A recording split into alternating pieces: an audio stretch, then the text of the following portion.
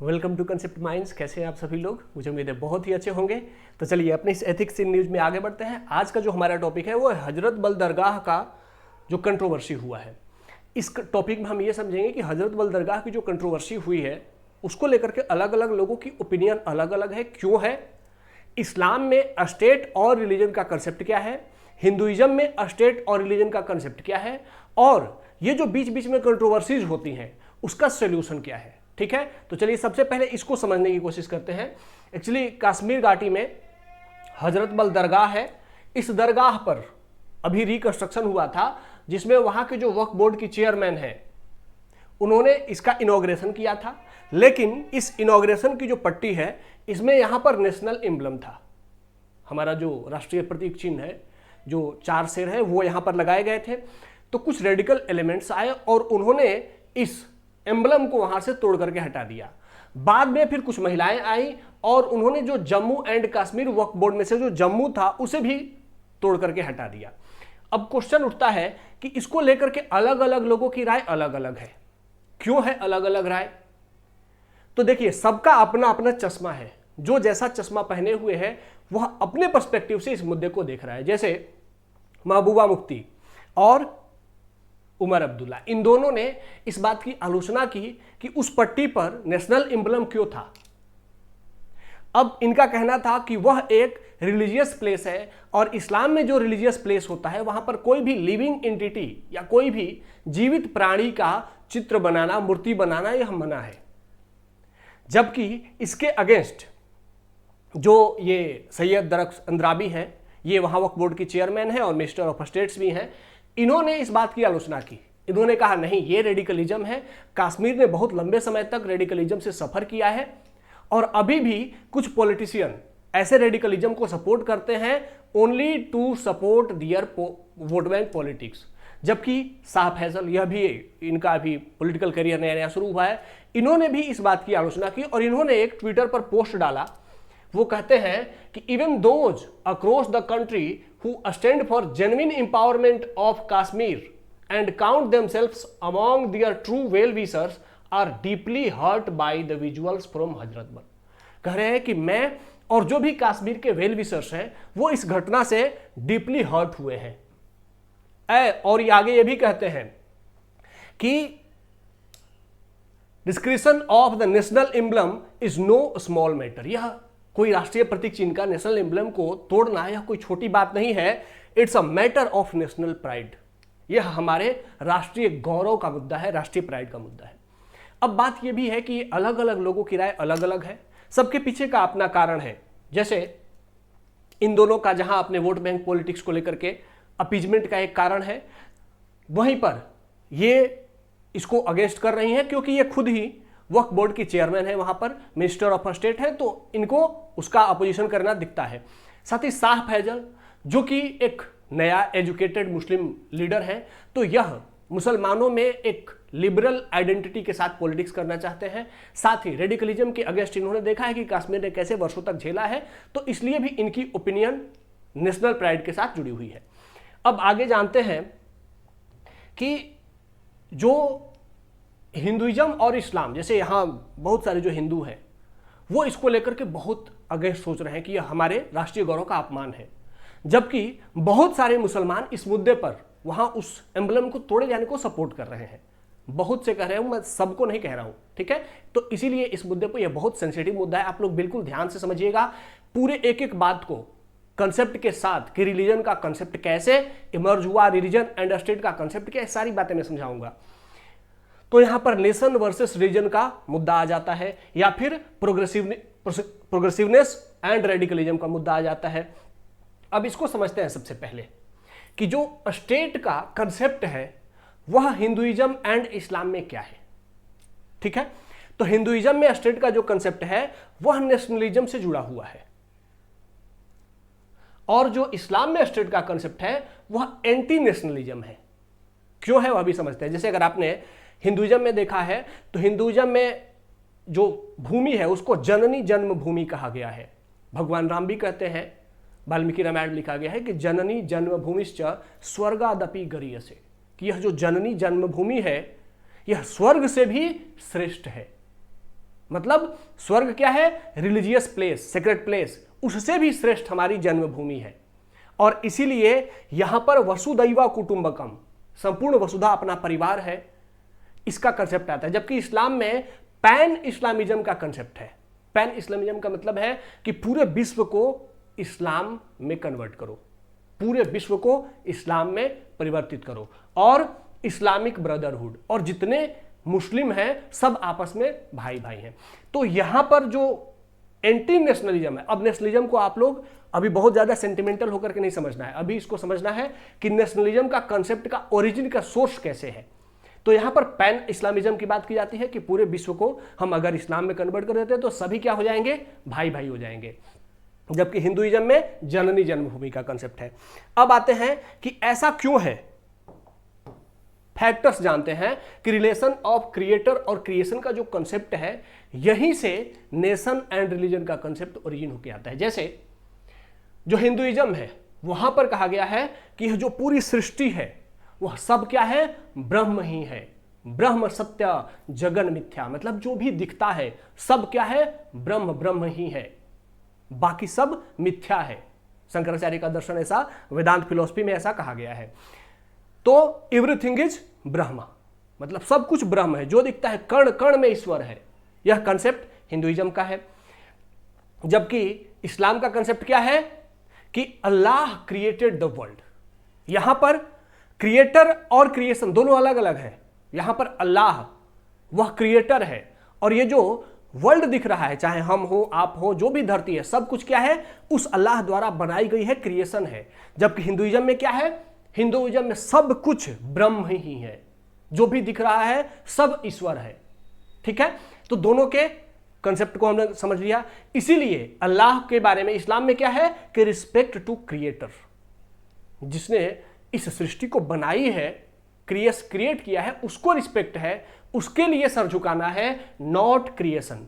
लेकिन जो बनी हुई है यह वस्तु है, हम और आप सभी क्या है? वस्तु हैं। तो हमें उस क्रिएशन के लिए रिस्पेक्ट नहीं देनी है, किसको? क्रिएटर को देनी है। जबकि यहां पर क्या है कि एवरीथिंग इज ब्रह्म, सब कुछ ब्रह्म ही ब्रह्म है, इसीलिए रिस्पेक्ट टू ब्रह्म, इसीलिए सबको रिस्पेक्ट करो।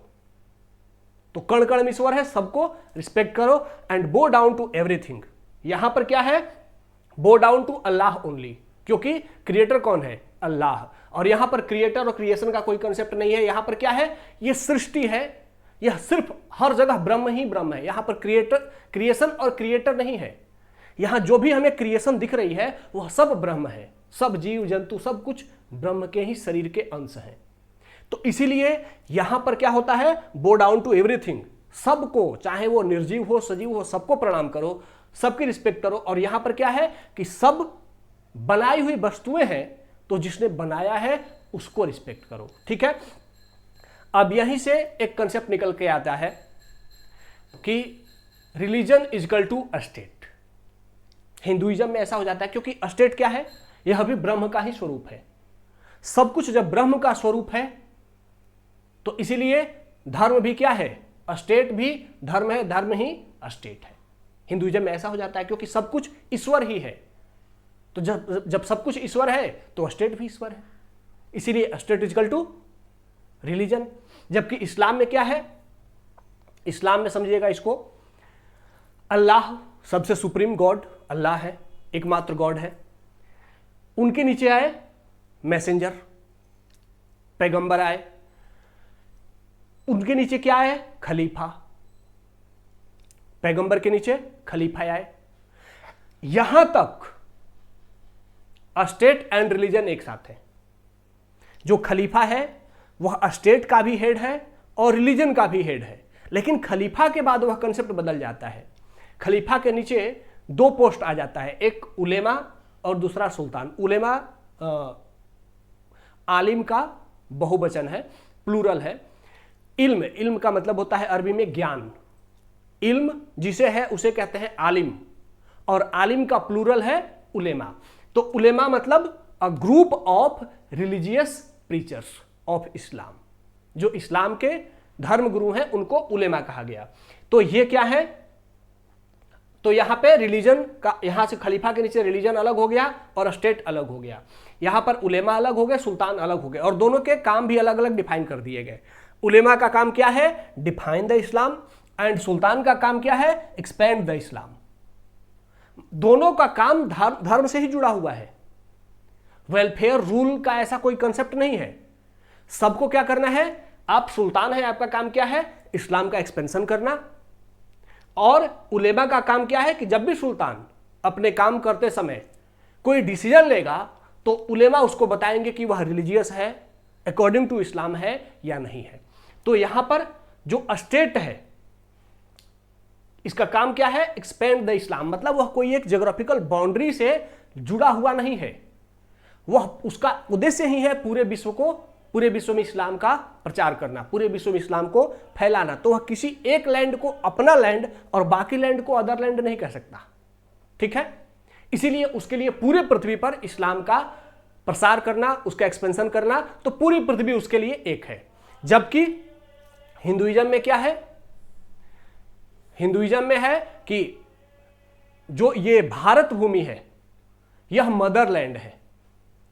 ठीक है, जननी जन्मभूमि से, यह देव भूमि है, जो कि हिमालय से लेकर के कन्याकुमारी तक आती है। यह देव भूमि है, यह भारत भूमि है, यह मदरलैंड है। जननी जन्मभूमि से स्वर्गादपि गरीयसी, यह जननी जन्मभूमि, यहीं पर देवता आते हैं और यही हमारी अपनी भूमि है। तो जब हमारी अपनी भूमि आ जाती है तो उसके साथ क्या जुड़ जाता है? इमोशन जुड़ जाता है। और जब लैंड के साथ इमोशन जुड़ गया तो वही नेशन कहलाता है, नेशनलिज्म कहलाता है।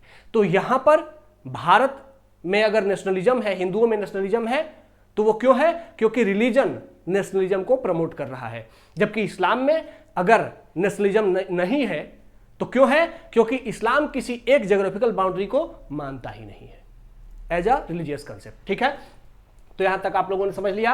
अब आगे बढ़ते हैं और जानते हैं कि इवन इस्लाम के जो सबसे लिबरल रूलर्स हुए, लाइक अकबर ने भी जब अपने फतेहपुर सिकरी में उन्होंने ये बुलंद दरवाजा बनवाया, तो यहां पर भी देखिए आपको दरवाजे के चारों ओर कुरान की आयतें, जो कुरान के लाइंस हैं, श्लोकास हैं, वो यहां पर क्या है? डिपिक्टेड हैं, लिखे गए हैं।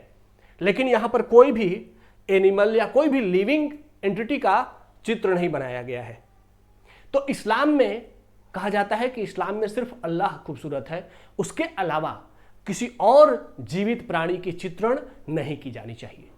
तो यह इस्लाम का ओरिजिनल कॉन्सेप्ट है, और उसको जो इस्लाम के सबसे लिबरल रूलर्स रहे उन्होंने भी ब्रीच नहीं किया। ठीक है, अब आते हैं कि मॉडर्न नेशनलिज्म क्या है। अभी जो अरब देशों में हम देखते हैं अलग अलग इस्लामिक मुल्क है, इंडोनेशिया है, पाकिस्तान है, ईरान, इराक, सऊदी अरब, यूएई, ये भी तो अब तो ये तो एक स्टेट है और ये अब नेशन वाले स्टेट है। तो ये ऐसा इस्लाम के अगेंस्ट है क्या? अब इसको समझते हैं। तो हम सभी जानते हैं कि जो यूरोप में रिलीजन था वह पूरे यूरोप को यूनिफाई किए हुए था, एक किए हुए था। लेकिन जो यूरोप में नेशनलिज्म आया वह उसी रिलीजन के अगेंस्ट आया, कि क्रिश्चियनिटी के अगेंस्ट यूरोप में नेशनलिज्म आया कि हम एक रिलीजन को मानने वाले हैं लेकिन हम एक नहीं हैं। I am German, you are Spanish, you are Portuguese, you are British, you are French. तो सब अलग अलग हो गए, मानने वाले थे एक ही रिलीजन के लेकिन सब अलग अलग हो गए। तो जो मॉडर्न नेशनलिज्म आया वह रिलीजन के अगेंस्ट आया। ठीक है, और वही मॉडर्न नेशनलिज्म जब इस्लामिक वर्ल्ड में पहुंचा तो वहां पर भी क्या हुआ? वहां पर भी उसने इस्लामिक वर्ल्ड को डिवाइड कर दिया। पूरा अरब एक देश नहीं है, जबकि पूरा अरब एक ही रिलीजन को मानने वाला है, इस्लाम, लेकिन पूरा अरब एक देश नहीं है। वहां पर अलग अलग कंट्रीज है और वो अपने कंट्रीज के साथ नेशनल प्राइड के साथ जुड़े हुए हैं। तो वहां पर नेशनलिज्म कैसे आया? जब मॉडर्न नेशनलिज्म आया तो वहां पर ट्राइबल और रेशियल आइडेंटिटी के साथ आया, कि जो एक ग्रुप के ट्राइब्स थे उन्होंने अपना एक देश बनाया। ठीक है, और जो एक नस्ल के थे उन लोगों ने अपना देश मान लिया कि यहां से यहां तक हमारा देश होगा, जब मॉडर्न नेशनलिज्म अरब में आया था। लेकिन उन्होंने रिलीजन को नेशनलिज्म का आधार नहीं बनाया। ठीक है, अब उसके बाद जो ओल्ड सिविलाइजेशनल स्टेट्स थे उन पर भी रिलीजन का या नेशनलिज्म का इम्पैक्ट पड़ा जो यूरोप से आया था, modern nationalism. Old civilisational state जैसे कि इंडिया और चाइना, ये सिविलाइजेशनल स्टेट है, मतलब ये 5000 8000 पुरानी सभ्यता के साथ इनका लगातार क्रम चला आ रहा है। तो ओल्ड सिविलाइजेशनल स्टेट में पहले से ही नेशनहुड का कंसेप्ट था, वो पहले से ही अपने उस भूमि से, उस लैंड से प्रेम करते थे, उन्हें रिस्पेक्ट देते थे। लेकिन जब मॉडर्न नेशनलिज्म का कंसेप्ट यहां पर आया तो उसने सेकुलर स्टेट का कंसेप्ट दिया। इसीलिए चाइना में भी जो स्टेट है वह किसी रिलीजन को नहीं मानता, और इंडिया में भी जो स्टेट है वह किसी रिलीजन को नहीं मानता। ठीक है, लेकिन इन दोनों के रूट में जो नेशनलिज्म का कंसेप्ट है जो अभी है, उसमें जो चाइना में नेशनलिज्म है वह उसकी आइडियोलॉजी से जुड़ करके आता है, माओवाद से जुड़ करके आता है, कि माओवाद बेस्ड आइडियोलॉजी को फॉलो करने वाले लोगों का यह एक नेशन है। इंडिया में जो नेशनलिज्म आता है वह अभी भी रिलीजन से आता है। क्यों? क्योंकि हम अभी भी मानते हैं कि यह हमारी भारत भूमि है और भारत भूमि हमारे परंपरा से चली आ रही है, तो यह हमारा अपना क्षेत्र है, इससे हमें प्रेम है। तो यहां पर स्टेट सेकुलर जरूर हो गया, लेकिन जो नेशन है, इंडियन नेशन, वह रिलीजियस बना रहा, लेकिन चाइनीज नेशन आइडियोलॉजिकल बना रहा। ठीक है, अरब नेशन, इस्लामिक नेशन ऐसा बना रहा। अब एक बात आप सभी जानते होंगे कि दो ही ऐसे कंट्रीज हैं जहां पर मदरलैंड का कंसेप्ट आता है, मतलब जो उस भूभाग को अपना मान करके, दो ही रिलीजन है जो उस भूभाग को अपना मान करके और वहां पर नेशनलिज्म के साथ कनेक्टेड है।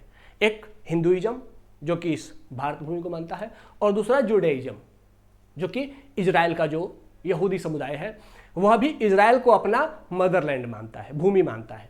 बाकी जितने भी रिलीजन रहे, चाहे क्रिश्चियनिटी और इस्लाम जो एक्सपेंशनिस्ट थे, इन्होंने किसी एक लैंड के साथ अपनी आइडेंटिटी नहीं जोड़ी।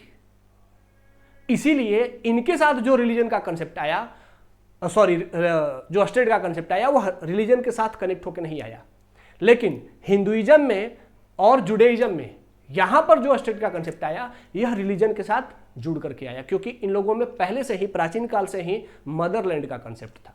ठीक है, तो इस तरीके से हमने ये समझा कि जो आइडेंटिटी थी, इस्लामिक आइडेंटिटी थी, वह किसी एक जगह के साथ कनेक्टेड नहीं थी और एक ऑब्जेक्टिव पूरा क्लियर था।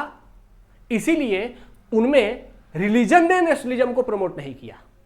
ठीक है, इस्लामिक वर्ल्ड में भी नेशनलिज्म आया, इंडिया में भी जो मुस्लिम है वो भी नेशनलिस्ट है, लेकिन रिलीजन उनमें नेशनलिज्म नहीं प्रमोट करता, बल्कि उनमें जो मॉडर्न थॉट है, जो न्यू एजुकेशन है, जो ग्लोबलाइजेशनल डेवलपमेंट है, जो सोसाइटी है, यह उनमें नेशनल प्राइड भरती है।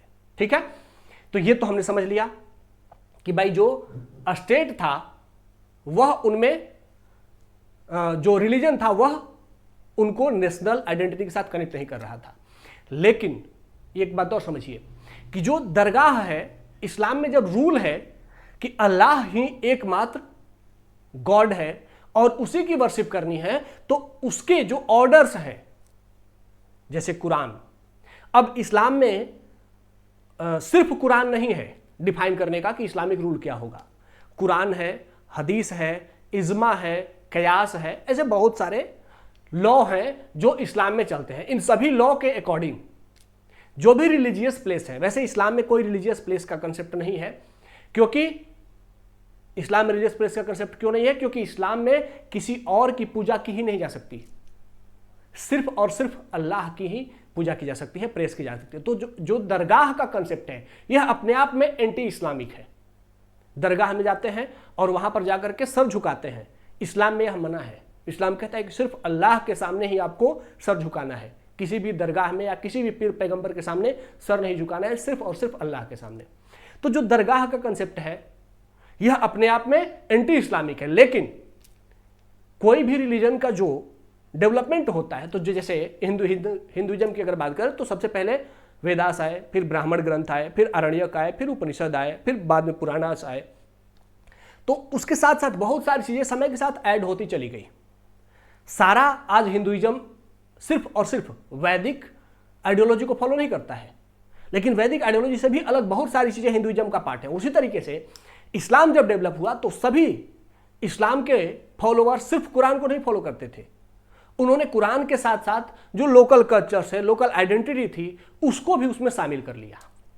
तो इसीलिए दरगाह बनाना और दरगाह में जाकर के और इबादत करना यह इस्लाम का पार्ट बन गया। हालांकि यह सब जगह नहीं है, लेकिन बहुत सारे इस्लामिक देशों में यह कंसेप्ट है। तो ऐसे में कि अल्लाह के अलावा और कोई सुंदर नहीं है, तो उसी की किसी भी लिविंग आइडेंटिटी की पेंटिंग नहीं हो सकती है। इसीलिए किसी भी दरगाह में किसी लिविंग आइडेंटिटी का चित्रण नहीं किया गया।